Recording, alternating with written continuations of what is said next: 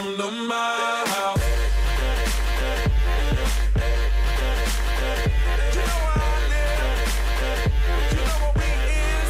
What's good, you guys? It's your boy Ty here, back again with another budget deck profile, and today we got Mina Ashido. I've been wanting to. I know it's been a minute. I've been handling quite a few things. I've been really busy, so I do apologize, guys. Plus, I was waiting with the whole thing on set 3 coming and everything. I was gonna wait, but I just think that there's some people that have been asking about some of these characters, and I think they still just need a little help with just the direction of these characters, and that's what these decks are for, to inspire you. But before we begin, make sure if you have not subscribed to the channel, make sure you do click that notification on so you can be kept up to date and notified when I have new content. Also, before we also begin, this video is sponsored by Mina Nails. You guys already know this is an awesome kit. It's essential to take care of your nails. I know I do. I definitely do. Being on stream and playing in events and stuff, and it also helps keep your decks clean and everything else. You get stuff underneath your nails at times, and I think it's really important. I use these. I use Mina Nails really to help keep my stuff up to date. Not up to date, but in order. If you are interested, which you would definitely want to get down in, make sure you go to www.menandnails.com. That's www.menandnails.com, and use the coupon code Ty House of Cards, not Ties. It'll be Ty House of Cards. And you will get 10% off of your purchase, all right? So without further ado, let's get into this deck profile. So Mina Ashido, this character is very interesting, and I think that as time goes on, she is going to be a pain to deal with. Now, she doesn't have much to her right now. She has quite a few decent things, but I think she's just going to get stronger and stronger. So this is for a lot of you guys that are really a fan favorite of this. She's like really cool. She does break dancing. I just think she is a cool character. So she deals with burning. She is crazy. So she's a 6-hander, 27 health. Her static effect is face down cards in your card pool do not count towards progressive difficulty. So that just means that, hey, look, it don't affect you at all when you're playing cards. Then you have response. After your punch or range attack deals damage, your rival loses 1 health for each face down card in your card pool. I'm telling you, she's going to get scarier and scarier. There's going to be so many different ways of putting cards into the card pool face down, and she's just going to get nasty. I tell you, man, this character is scary. We built this on water. I saw that was probably one of the better symbols right now to try out.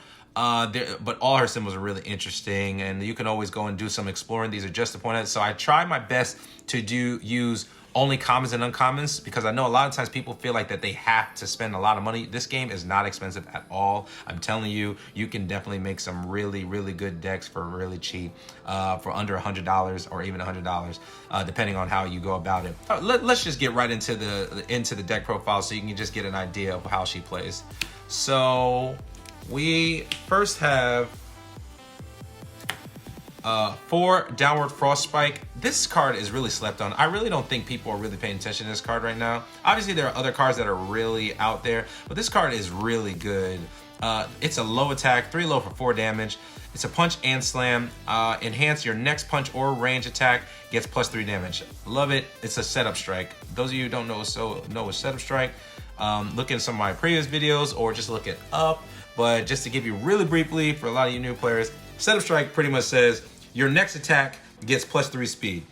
This is saying your next punch or range attack gets +3 damage. So it's another one, except it doesn't do plus speed, it does plus damage instead, and it's specific. Then you have Deadlock Enhance, which is stun 3. Nuts. Love it. Crazy. Next, we have 4 of the Hot Ignition. Really good card. 4 mid for 4 damage. Good 2 mid block. The reason why I like this card though is 1, it has Breaker 1, has range, but this is the really crazy thing. Now you don't have, when it says symbol, those of you who are new and may still have a problem with stuff or are still learning stuff, when you see the symbol, that means your character has to have that symbol to be able to use the enhance. Also, so you're not worried about that enhance. I love the water enhance because your character does have the water symbol. So water enhance, if this attack is completely blocked, it still deals 1 damage during the damage step. So this card is really good because if you have face down cards in the card pool, you play this. If they decide to block this attack, it's going to deal 1 damage, and then you're going to, for each other face down card in your card pool, it's going to deal more damage. So it's just going to burn them, and her burn effect can kill them. So it's a really neat little tech, neat little card. They think they're going to block. If they don't block, well, they're going to take 4 and then whatever else. So it's guaranteed to deal damage unless they do some other wacky stuff. Then we got 4 of Acid Chop. This is one of her bread and butter cards. This card is really insane. This actually sets up for a lot of kill shots.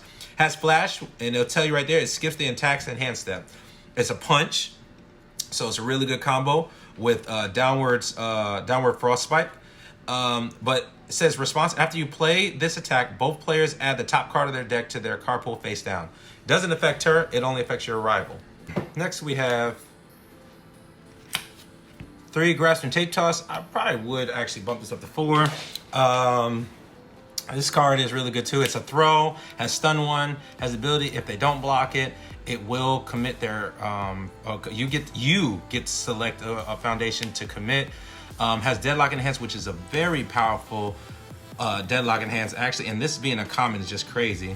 Deadlock Enhance add 2 rival foundations to the bottom of the deck. You can select the 2 that you don't like and get rid of them. So it goes long enough, and Deadlock is 10, more than 10 foundations that they have out there on their side of the field.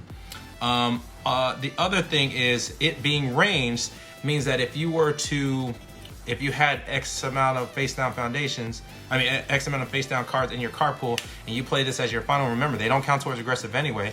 You play this being a throw, it's gonna deal half damage. So if they block it, it's gonna deal 3 damage.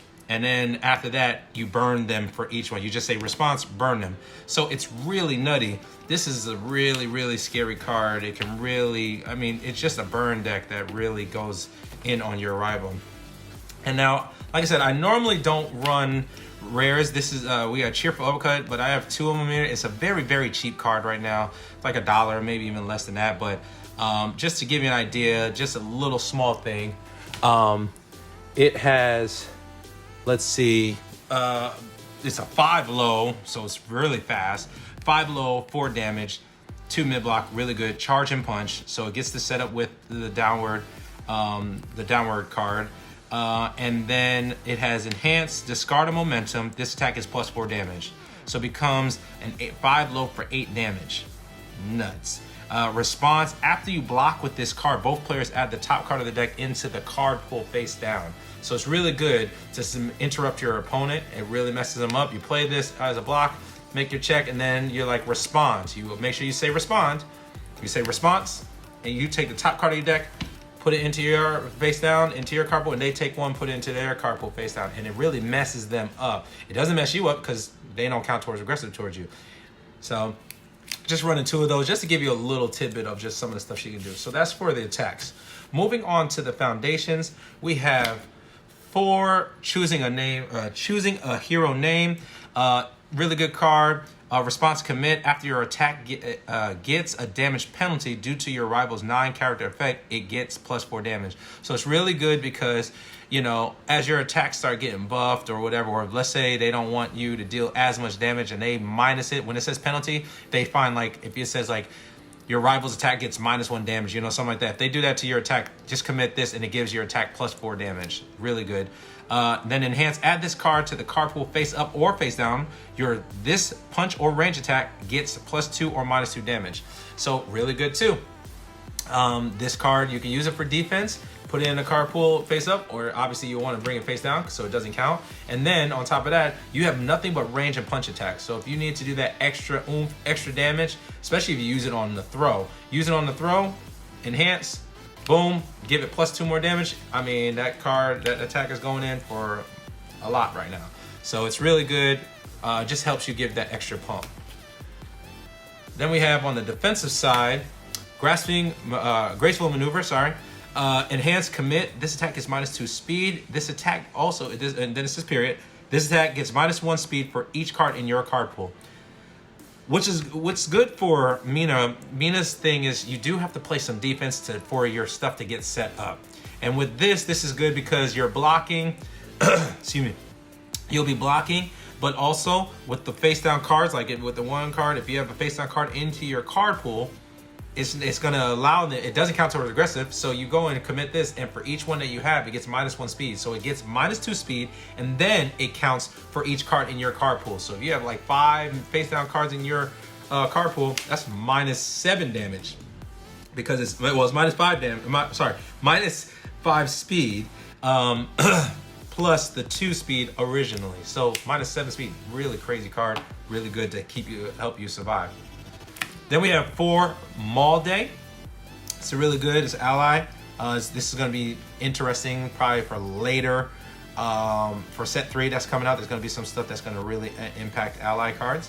Response, add this card to your card pool face up or face down.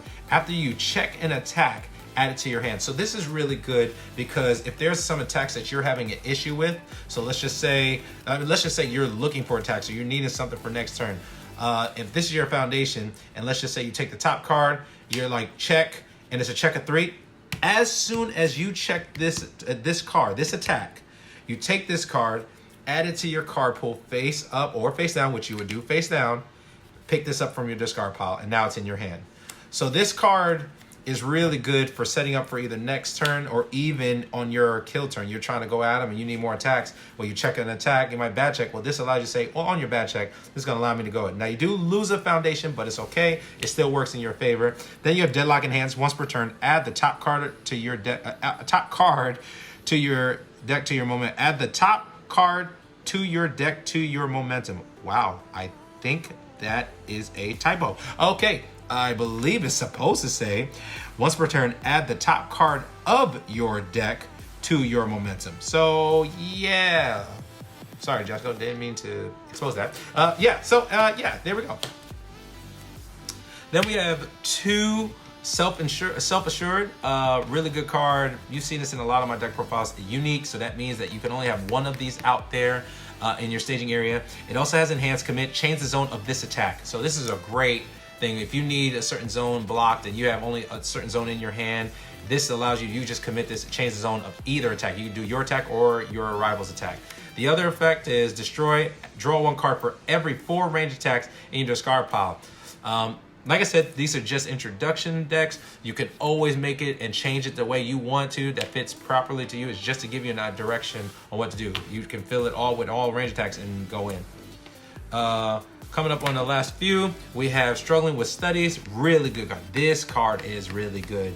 Actually, you're going to see this a lot in meta and stuff too as time comes on. Enhanced Flip. If this is your rival's 3rd or greater attack this combat phase, add 1 card from your card pool to your hand. Self-explanatory. So if you've been blocking with certain cards, you're just like, all right, I want to go. Or let's just say you had a way of, let's just say you had face down cards. You don't know what it is. You cannot look at your face down cards in your card pool.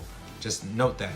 But let's just say you already know what this card is and you're just like, I want to take this random card. I want to pick that up. You can pick any card from your card pool on their 3rd or more attack and add it to your hand. If you can even repeat that same block that you used. You're like, oh, there, it's their 3rd attack. Great, I'll pick this up, do it again. Really good card. Also, Response. Before one of your foundations would be flipped due to your rival effect, flip this foundation instead. So if anybody has things to flip your foundation, it really helps as well. It just keeps it from flipping your important cards. Then we have 4 Ice Gliding. Ice Gliding is really self-explanatory. Commit. This attack gets -2 speed or +1 speed. If it is blocked, your next attack will get the next attack will get +1 or -1 speed. So it just carries over, makes it easier for you to survive just a little bit longer. Then we have a lot of mid blocks. So this is Tape. Tape is really good, really spicy card that a lot of people sleep on.